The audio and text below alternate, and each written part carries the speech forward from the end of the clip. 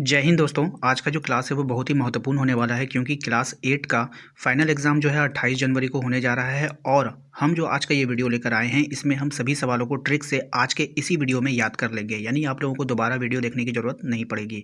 तो वीडियो काफ़ी इंपॉर्टेंट होगा, शुरू से लेकर अंत तक बने रहिए। और यदि आप हमारे चैनल पर पहली बार विजिट कर रहे हैं तो सब्सक्राइब जरूर कर लीजिएगा ताकि हर एक वीडियो का नोटिफिकेशन आपके मोबाइल पर आता रहे। इसके अलावा यदि आप हमारे व्हाट्सएप ग्रुप को ज्वाइन करना चाहते हैं तो लिंक हमने डिस्क्रिप्शन में डाल रखा है, वहाँ से जाकर जरूर ज्वाइन कीजिएगा। देखिए, सबसे पहले सवाल में आपसे पूछा गया है कि निम्नलिखित में से कौन मानव निर्मित संसाधन है। अब देखिए, मानव निर्मित संसाधन का मतलब आपको ये समझना है जो मानव से, मानव मतलब समझ रहे, जो मानव ने बनाया होगा। ठीक है, तो कैंसर उपचार की औषधि, मतलब इसका मतलब होता है कि कैंसर के लिए जो दवाई बनाई जाती है, जो औषधि बनाई जाती है, उसके बारे में बोल रहा है। झरने का जल, क्या झरने का जल को मानव ने बनाया है? बिल्कुल नहीं बनाया है। उष्णकटिबंधीय वन, क्या वनों को मानव यानी इंसान बनाता है? बिल्कुल नहीं बनाता है। तो ये ऑप्शन तो ऐसे ही खत्म हो गया, बचा ऑप्शन नंबर क। तो ऑप्शन नंबर क इसका यहाँ पे राइट आंसर हो जाएगा। ठीक है, आइए दूसरे सवाल पे आते हैं। दूसरा सवाल देखिए, कह रहा है आपसे कि जैव संसाधन होते हैं। जैव जैव जैव जैव से आपको जान याद रखना है, जिसमें जान होता है। ठीक है, तो देखिए, जो जीव जंतु से उत्पन्न होते हैं, तो जीव जंतु में क्या होता है? जान होता है ना। जीव जंतु में क्या होता है? जान होता है। लेकिन मनुष्य द्वारा निर्मित, अब लेकिन मनुष्य क्या करता है? किसी चीज को निर्मित करेगा।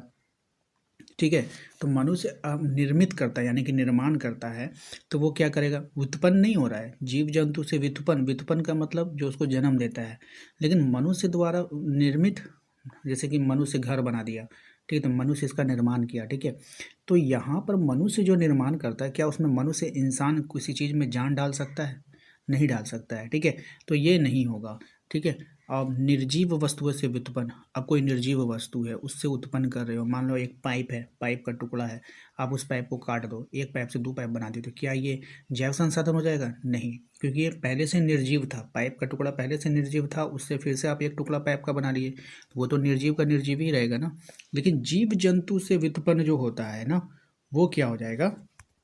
जैव संसाधन होता है। जैसे कि गाय, गाय का जो बच्चा होता है उससे उत्पन्न होता है बछड़ा, तो बछड़ा में भी तो जान होता है ना, तो ये क्या हो जाएगा? जैव संसाधन में आ जाएगा। ठीक है, समझ में आ रहा है सभी को? आइए अगले सवाल पे आते हैं।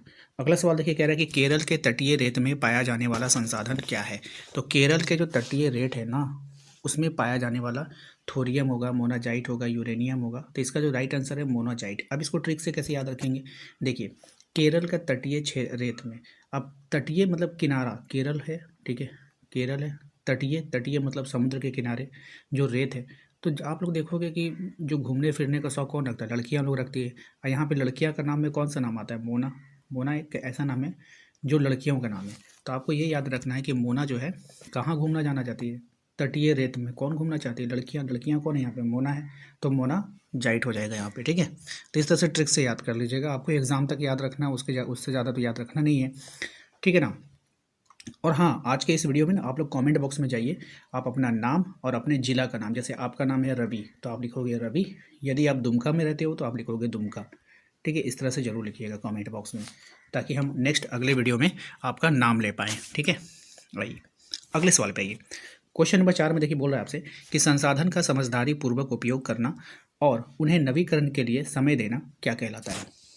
तो इस तरह का हम लोग कहते हैं संसाधन का संरक्षण। ठीक है, यानी इसका कहने का मतलब है जो संसाधन क्या होता है पता है, जिसका हम लोग इस्तेमाल करते हैं अपने दैनिक दिनचर्या में, जैसे सूर्य का रोशनी का इस्तेमाल करते हैं, पानी का इस्तेमाल करते हैं, हवा का इस्तेमाल करते हैं, ये सब क्या है? संसाधन है।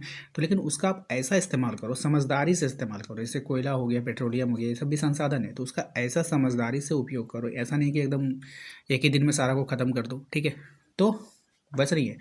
समझदारी से उपयोग करने का मतलब ही हो गया कि उसको जो है संरक्षण करना है। तो किसका संरक्षण करना है? संसाधन संरक्षण करना है। ऑप्शन नंबर ख हो जाएगा। ठीक है, आइए अगले सवाल पे आते हैं। क्वेश्चन नंबर 5 में, क्वेश्चन नंबर 5 में देखिए, कह रहा है कि इनमें से कौन अनवीकरणीय संसाधन का उदाहरण है। यहाँ पे देखिए, हम लोग दो नाम को देखेंगे, एक होता है नवीकरणीय, ठीक है, नवीकरणीय, और एक होता है अनवीकरणीय। तो दो नाम है, इन दोनों नामों में आपको यहाँ पे ध्यान से समझना होगा कि कौन नवीकरणीय कौन नवीकरणीय ऐसे संसाधन होते हैं जिनका उपयोग हम बार बार करते हैं, यानी कि नए नए तरीके से कर सकते हैं। ठीक है, तो हमेशा वो नया तरीका जब आप यूज करोगे ना वो आपके लिए नया ही होगा, तो उसको हम लोग नवीकरणीय बोलेंगे। अनवीकरणीय मतलब एक बार अगर आप उसका इस्तेमाल कर लिए ना तो आप उसको दोबारा में यूज नहीं कर सकते हो। ठीक है, फिर से सुन लीजिए, नवीकरण का जो ट्रिक ये रहेगा कि आप ऐसे संसाधन जिसको हम कभी भी यूज करें, जैसे अभी हम एक अभी यूज़ किए ना तो फिर 1 घंटा बाद अगर हम उसको यूज करें तो वो मेरे लिए नया ही होगा। ठीक है ना, हमेशा वो नया रहेगा। जैसे हवा, आपने हवा वायु का भी इस्तेमाल किया, फिर 1 घंटे बाद भी इस्तेमाल करोगे तो वो आपके लिए नया ही होगा। कल इस्तेमाल करोगे वो आपके लिए नया ही होगा, वो ख़त्म नहीं होने वाला है। सूर्य का रोशनी ये ख़त्म नहीं होने वाला है, वो आपके लिए नया ही होगा, हमेशा नहीं हो। 50 साल पहले भी वही सूर्य का रोशनी था, आज भी वही भी है, 50 साल बाद भी वही रहेगा। तो ऐसे संसाधनों को क्या बोलते हैं? नवीकरणीय बोलते हैं। ठीक है, और नवीकरणीय में कोयला, कोयला आज आप इस्तेमाल कर लो कल ख़त्म हो जाएगा। 10 किलो कोयला लेकर के आइए, 2 किलो आज इस्तेमाल कीजिए तो कल आपका 8 ही किलो बचेगा। तो यहाँ पे क्या हो जाएगा? अनवीकरणीय। तो आशा करते हैं कि दोनों आप लोग समझ गए होंगे कि नवीकरणीय और अनवीकरणीय किसको बोलते हैं। ठीक है, आइए अब आपसे बोला था यहाँ पे इनमें से कौन अनवीकरणीय संसाधन है। तो अनवी आ गया, यानी जिसका इस्तेमाल हम बार बार नहीं कर सकते नए तरीके से। तो पेट्रोलियम, कोयला उदाहरण नहीं है, सॉरी यहाँ पे बोला नहीं है। पेट्रोलियम तो है अनवीकरणीय में, क्योंकि एक बार अगर आप पेट्रोल 5 लीटर भराते हो, 2 लीटर गाड़ी में जला देते हो, 3 लीटर बचेगा, वो तो ख़त्म हो जाता है ना। कोयला भी ख़त्म होने वाला संसाधन है। प्राकृतिक गैस है और जल है। ठीक है, तो यहाँ पर जो इसका राइट आंसर हो जाएगा, और जल जो है ये भी प्राकृतिक गैस यानी कि सीएनजी वगैरह जो होता है वो भी ख़त्म होता है। लेकिन जल, क्या जल कभी ख़त्म होता है? नहीं होता है। हम इसका उपयोग नए नए तरीके से कर सकते हैं। क्यों? देखिए, आपने जल जल का इस्तेमाल किया, नहाया, वो कहाँ गया? नाली में गया, नाली से फिर कहाँ गया? नदी में गया, नदी से क्या होगा? फिर वाष्प बन के आसमान में जाएगा, बारिश बन के फिर वापस नीचे आएगा। तो जल कभी भी ख़त्म नहीं होता है। ठीक है, तो ये हमेशा जल चक्र इसका चलते रहता है। तो इसीलिए जो यहाँ पे नवीकरणीय और नवीकरणीय नहीं है, ये नवीकरणीय योग्य संसाधन है। जल, हवा, सूर्य का रोशनी, ये सब क्या है? नवीकरणीय है और नवीकरणीय नहीं है। ठीक है, आइए, लद्दाख में पाया जाने वाला यूरेनियम इनमें से किसका उदाहरण है? तो लद्दाख में पाया जाने वाला जो यूरेनियम है वास्तविक संसाधन का उदाहरण है या फिर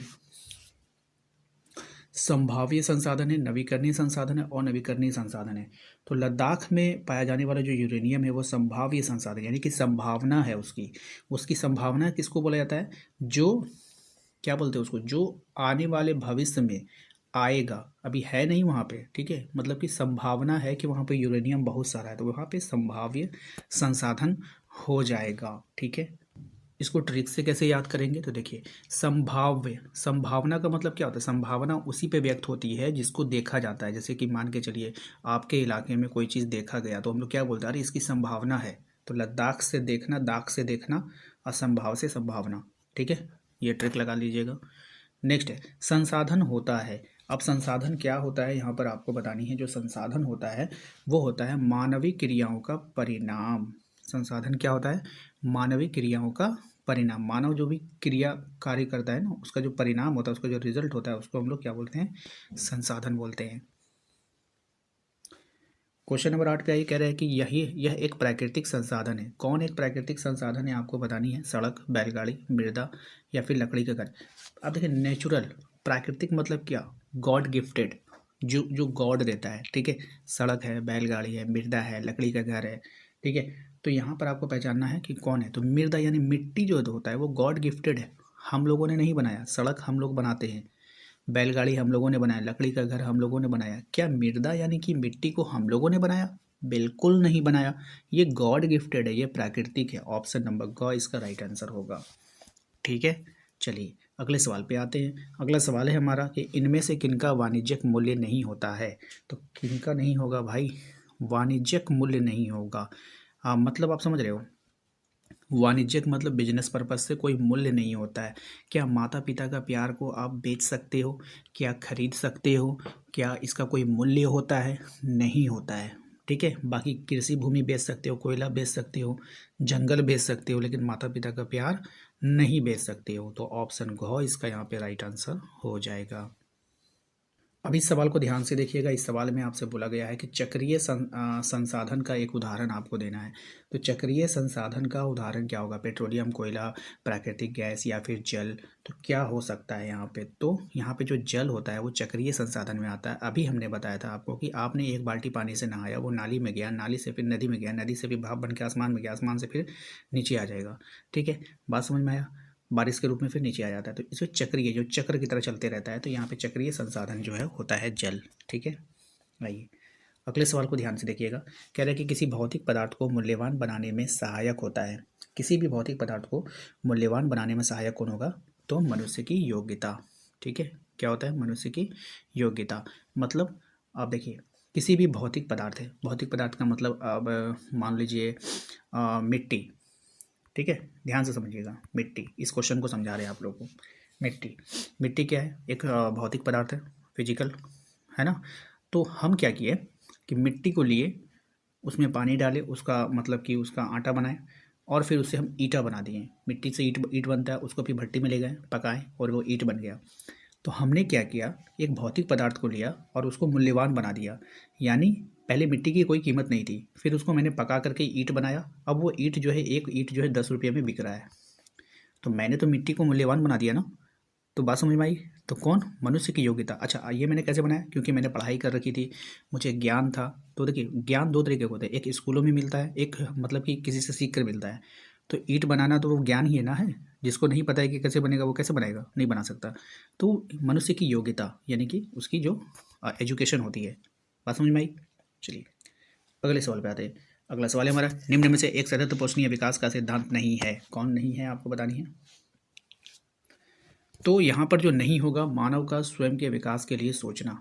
ठीक है, सतत पोषणीय विकास मतलब पोषण करने के लिए। तो मनुष्य अगर अपने स्वयं के विकास के लिए कुछ सोचता है, क्या सोचने में कोई पोषण लगता है भाई? कोई प्रोटीन लगता है क्या? कोई कार्बोहाइड्रेट लगेगा? आप बैठे हो, आप सोच रहे हो कि मेरा 80% नंबर आ जाएगा, क्या इसमें सोचने में कोई आपको ताकत लगा? कोई कार्बोहाइड्रेट, कोई खाना वाना खाना पड़ा आपको? नहीं पड़ा। ठीक है, तो सतत पोषणीय विकास का सिद्धांत नहीं है, ये नहीं हो सकता। ठीक है, ऑप्शन नंबर ख। ठीक है, क्वेश्चन नंबर 13 पे ये प्रधानमंत्री कौशल विकास योजना किन के लिए चलाई जा रही है? अब एक योजना है प्रधानमंत्री कौशल विकास योजना, ये किन के लिए? तो युवाओं के लिए। किसके लिए? युवाओं के लिए, है ना। तो प्रधानमंत्री कौशल विकास योजना, अब देखिए, नौजवान विकास से जुड़ेंगे तभी तो देश तरक्की करेगा। नौजवान किसको बोलते हैं? युवाओं को। विकास से जुड़ना, है ना, कौशल बनाना उसको। तो ऑप्शन नंबर गो युवाओं के लिए है। क्वेश्चन नंबर आते हैं हम लोग 14 पे। कहा जा रहा है आपसे कि शारीरिक एवं मानसिक शक्ति का विकास निम्न में से किसकी सहायता से हो सकता है? तो शारीरिक एवं मानसिक विकास जो होता है वो कैसे होगा? पहले तो आपको शिक्षा ग्रहण करना होगा, ये मानसिक विकास के लिए। और तकनीकी, तकनीकी का मतलब होता है टेक्निकल। आपको टेक्निकल होना चाहिए। जैसे कि आप जो है शिक्षा पढ़ लिए, पढ़ने के बाद कुछ सीख लीजिए, जैसे काम धंधा अगर आप सीख लिए तो आपको जो है आगे तरक्की मिलेगी जीवन में। उसके बाद स्वास्थ्य एवं कौशल, स्वास्थ्य आपका भी अच्छा होना चाहिए। मान लो पढ़ाई भी कर लिया, कोई काम भी सीख लिया, लेकिन स्वास्थ्य ठीक नहीं है तो क्या फ़ायदा? तो इसीलिए क ख ग तीनों हो जाएगा। ठीक है, आइए क्वेश्चन नंबर आता है 15 पे। कह रहा है आपसे कि किसी वस्तु को बनाने में नवीनतम ज्ञान का अनुप्रयोग क्या कहलाता है? तो ये कहलाएगा आपका प्रौद्योगिकी। क्या कहलाएगा? प्रौद्योगिकी। ऑप्शन नंबर क। कह रहे हैं कि किसी वस्तु को बनाने का नवीनतम ज्ञान का अनुप्रयोग क्या कहलाएगा? तो प्रौद्योगिकी, यानी कि डेवलपमेंट बिजनेस के थ्रू। ठीक है, चलिए आशा करते हैं कि आप लोगों को आज का ये वीडियो पसंद आएगा। वीडियो अच्छा लगा तो प्लीज़ वीडियो को लाइक करके चैनल को सब्सक्राइब कर लीजिए, घंटी वाले आइकन को जरूर प्रेस कीजिएगा, और अपना नाम, अपने जिला का नाम कमेंट बॉक्स में जरूर टाइप कीजिएगा। कोशिश करेंगे नेक्स्ट वीडियो में आपका जरूर नाम लिया जाए। मिलते हैं नेक्स्ट अगले वीडियो में। Thank you.